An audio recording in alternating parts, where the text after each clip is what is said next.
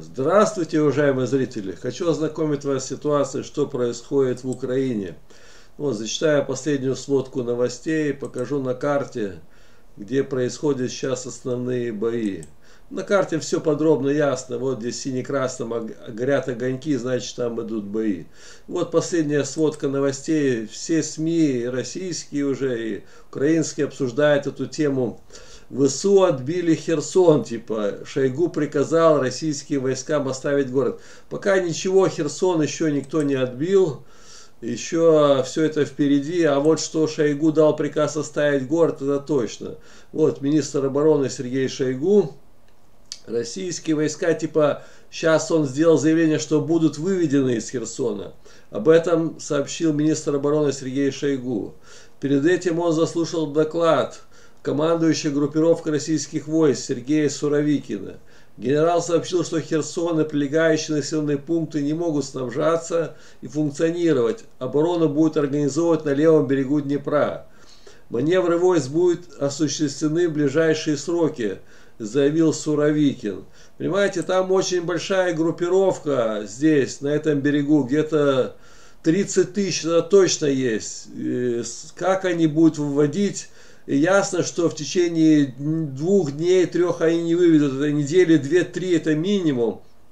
Ведь все это вооружение, танки, БТРы, БМП, артиллерия, куда? Это, я говорю, вот, еще как раз по этой теме Резников сделал заявление. Об отводе войск РФ из Херсона я бы не спешил, отпразднуем по факту. Все правильно, спешить тут не надо. Так, вот как раз советник министра обороны Алексей Копытко считает, что не стоит спешить с выводами после заявления российского командования о якобы отводе оккупационных войск из Херсона. Также сообщил, что есть информация о беспорядочном минировании зданий, ну и всей инфраструктуры россиянами, да. Сегодня командование российских оккупантов заявило о непростом решении отвести войска РФ на левый берег Днепра. Советник Алексея Резникова прокомментировал: я бы не спешил, там очень большая группировка, поступает информация о беспорядочном минировании этих зданий и территорий. Так что я говорю, спешить пока не надо, верить информационным этим средствам информации российским нет. Правильно, вот говорит, им веры нет. Вот, правильно, тут пишут, что ничего пока не понятно еще, это все может быть даже ловушка. Под Херсоном оккупанты пока перемещают технику на левый берег Днепра, ВСУ ее уничтожают. Вот, ликвидация колонн идет непрерывно. Украинские защитники уничтожают технику российских оккупантов, которые переправляются на левый берег Днепра в Херсонской области.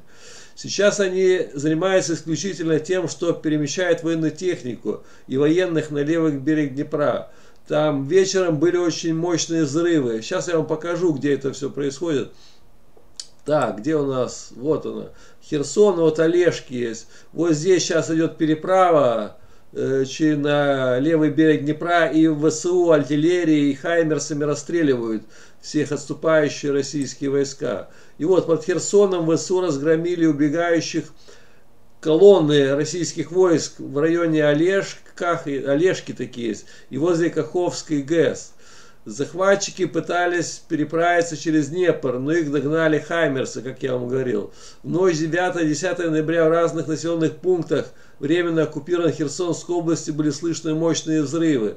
Захватчики пытались в темноте переправляться через реку, там понтонные переправы, но хитрость не сработала, типа, и их разбомбили. О громких хлопках, детонации в районе Антоновского моста и Лешек сообщили местные жители. И вот показаны фотографии, здесь разбиты это мосты, и вот подробности тут пишут, что да, ну всю ночь, в общем, громили. И сейчас, понимаете, очень легко я объясню, в чем дело. Вот когда выводятся такие огромные подразделения войск, легко их выследить. Спутниковая информация есть, все, хаймерсы есть, артиллерия есть. Только просто наведут координаты, где переправа, и херачат этими ракетами, всем что угодно. И артиллерия, и хаймерсы, и противодальние, может и авиация даже бомбит. Так что очень большие потери будут при отступлении российских войск. Просто ВСУ их так не упускает, а начинает бомбить всеми средствами, что у нее есть. Ну вот ВСУ объявили об освобождении Снегиревки. Сейчас покажу на карте. Это Олежки вот здесь, а вот Снегиревка, она 45 километров от Херсона. Снегиревка уже все. Вот здесь на карте покажу. Вот она горит синим-красным, уже все. Завтра будет синим гореть под контролем ВСУ уже. Так, и вот уже видите, бойцы ВСУ стоят. Над городом поднят украинский флаг, а местные жители приветствуют освободителей. ВСУ объявили об освобождении Снегиревки и Николаевской области. После 8 месяцев оккупации над городом поднят украинский флаг. Местные жители приветствуют освободителей. Снегиревку называют одним из ключевых населенных пунктов для освобождения Херсона. Вот здесь видео, где ВСУ стоят. И пока с флагом уже видите, там флаг вон уже под контролем ВСУ Снегиревка. И вот сейчас бойцы спецназа Нацгвардии уничтожили колонну россиян. Вот здесь я вам покажу подбитые танки, БТРы. 8 ноября бойцы подразделения специального назначения Национальной гвардии разбили колонны российских войск, уничтожив 3 танка и 2 бронетранспортера. Спецназовцы Нацгвардии обнаружили и уничтожили колонну техники противника Донецкой области. Быстрый эффективный удар гвардейцы нанесли ПТРК и сбросом снарядов с дрона. Уничтожены 3 танка и 2 БМП. Вот танки, видите, как подбитые выглядят. Выгорела у них там часть. Так, и вот здесь подбитый танк тоже весь. И вот здесь еще показано, как бы на дороге они стоят, ну, все разбитые. И с беспилотниками, с Хаймерсами очень хорошо БПЛА, эти Байрактары, то есть, извиняюсь, БПЛА, Байрактар ТБ-2. Я видел, когда Карабахская война, легко так расстреливают ракетами, и все, они сгорают, боекомплект взрывается, и все, они подбиты. Ну, еще Хаймерсами тоже, да. Ну, можно еще артиллерии дальнобойной, но там тяжело попасть. В основном беспилотники уничтожают, да, дроны. Вот потери армии РФ сейчас нереальные, я скажу. Каждый день 700-800. Такого еще не было. Это с области фантастики. Путин, говорю, бросил на бой. Конкретно, говорю, таких цифр это 78, почти 79 тысяч. Скоро уже будет 100 тысяч. Говорю, где-то еще, не знаю, дней 20 будет 100 тысяч. И получится, что 100 тысяч убитыми умножайте на 300 тысяч ранеными. В общем, ранеными, убитыми, инвалидами, покалеченными где-то в общей сумме будет 400 тысяч. Я говорю, нереальные цифры, это все. Это чисто идет мясорубка, ликвидация российских войск. Просто на убой бросают, уже многие поняли. В конце ролика я вам покажу информацию. Уже все поняли, что конкретно убивают. Ликвидация идет личного состава армии РФ в этих котлах. Вот Кременная здесь, вот Рубежная, Бахмут, Авдеевка, Горловка, Угледар, вот здесь. Просто утилизация населения России идет. И вот сейчас правильно Пентагон уже начал подсчитывать. Армия РФ потеряла уже половину танков, 80% сухопутных войск завязли в Украине. Вот танки, сейчас я вам покажу, 2800. Да, где-то около 5000 было у России танков, сейчас где-то половина. Да и говорю, тут нереальные цифры, вон что происходит так. БТР, БМП плюс 16, артиллерии, ладно, да, так, беспилотников по 16 в день сбивают, уже 1500, блин. И все эти иранские дроны камикадзе, видите, в утиль идут. Правда, они много там еще повреждают города, бомбят ими, но видите, 16 сбито уже. И вот Пентагон заявил, что 80% сухопутных войск завязли в Украине. В общем, армия РФ разваливается. Я говорю, Путин хочет развалить российскую армию. Он конкретно говорю, уничтожить ее всю. Там и флот уже уничтожили, эти 4 судна утопили. Крейсер Москва. Потом, говорю, тут потери космические. Вот, даже Пентагон все сечет ситуацию. Он говорит, что огромные потери. Пока в районе где-то 80% уже войска потеряли, говорю, сухопутные войска, у них все завязли, у них даже нечем воевать, говорю, вот, более 80% своих сухопутных войск увязли в Украине. Они израсходовали большую часть своих высокоточных боеприпасов в Украине.